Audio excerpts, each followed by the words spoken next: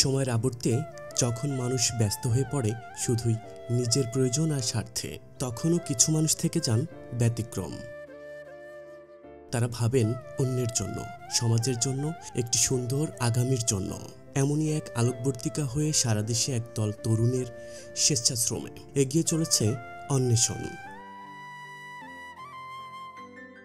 দেশের বিভিন্ন প্রান্তে ছড়িয়ে আছে হাজারো মুখ, হাজারো প্রতিভা, কিন্তু পুঁজি আর সুযোগের অভাবে তাদের প্রতিভা হারিয়ে যায় অন্ধকারে। এমন সব প্রতিভাবান মানুষগুলোর স্বপ্ন পূরণে দাঁড়িয়েছে অন্বেষণ, যা শুধু সহযোগিতা নয়, স্বপ্ন দেখায় নতুন করে বাঁচার।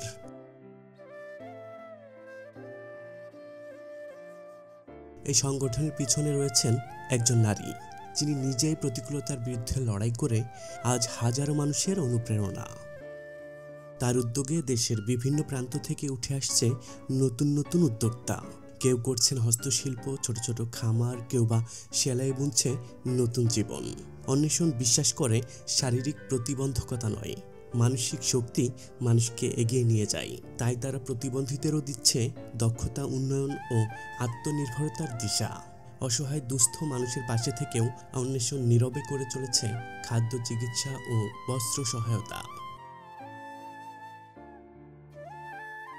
শহরের অলিগলি থেকে শুরু করে প্রত্যন্ত অঞ্চলের অসহায় মানুষদের পাশে দাঁড়ানোর এক নিরন্তর প্রচেষ্টা।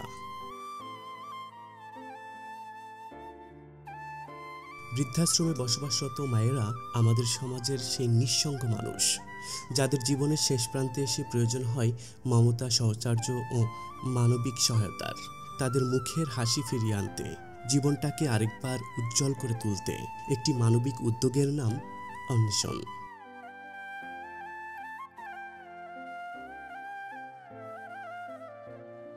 অন্বেষণ কেবল একটি সংগঠন নয়, এটি একটি আন্দোলন, যা শিখিয়েছে যেখানে স্বপ্ন দেখা যায় সেখানে সম্ভব ভবিষ্যৎ গড়া। অন্বেষণ বিশ্বাস করে প্রতিটি মানুষই আলাদা এক সম্ভাবনা, আর সেই সম্ভাবনাকে জাগিয়ে তোলার নামই অন্বেষণ।